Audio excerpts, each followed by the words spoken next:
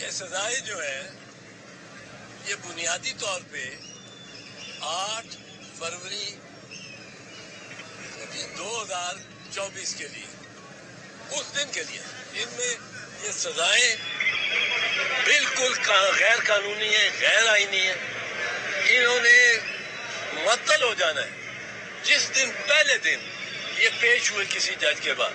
گو اسلام آباد high court سے مجھے اتنی زیادہ توقع نہیں ہے وہ اس میں تاخیر ضرور کریں گے، کیونکہ یہ وہ چیف جسٹس صاحب کا ذرا ریکارڈ ہی ایسا ہے. پر یہ پہلے دن 15 منٹ کے اندر معطل ہونا چاہیے. کل جو سزا ہوئی ہے سائفر کیس میں، اس میں تو ایسی بات ہوئی ہے جو کبھی سنی نہیں، کبھی سوچا بھی نہیں ہو سکتی. وہ کیا کہ جج صاحب نے کہا ہے کہ بڑی جلدی ہم نے ٹرائل ختم کر رہے. کیوں کر رہے ہیں؟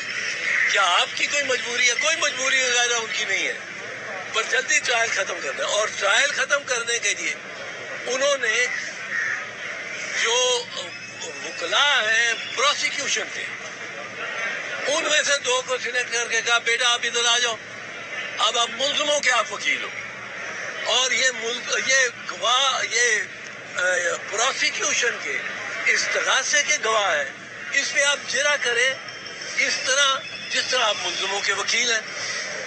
یہ کس طرح ہو سکتا ہے؟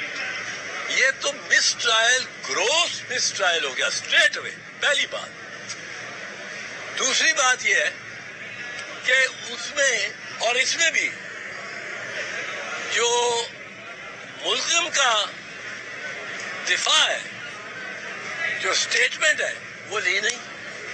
وہ استغاثے کو آپ موقع دیتے ہیں وہ اپنے گواہان پیش کریں، ان پہ جرا بھی آپ ان کے فرینڈلی لائر سے کراتے ہیں جو ان کی طرف ہے. اور پھر ملزم کو جو 342 یہ ہے نا، یہ سیکشن ہے 342 جس کے تحت ملزم کا بیان ہوتا ہے. 340 ہے اور 342. اس کے تحت 342 میں سارے اس کو سوالات موضوع جو ہے اس کے بارے میں کیے جاتے ہیں. یہ 342 اس لیے ہے کہ یہ ملزم کا بیان ہے. استغاثے کا سارا مکمل ہو گیا کیس، اب ملزم کا بیان ہے. اب ملزم کا بیان آیا تو اس کے بغیر بیان لیے ہوئے آپ نے اس کو سزا کر دی. اس کے 2 مراحل ابھی نکال دیا آپ نے. ایک مرحلہ 382 کا بیان، 342 کا بیان، اور دوسرا مرحلہ کہ اس نے اپنے گواہ جو پیش کرنے ہیں اسے درخواست دینی ہے کہ مجھے یہ ریکارڈ منگایا جائے. اب کل کے کیس میں جو کل تھا سائفر والا، اس میں نہ گواہ بنانے کی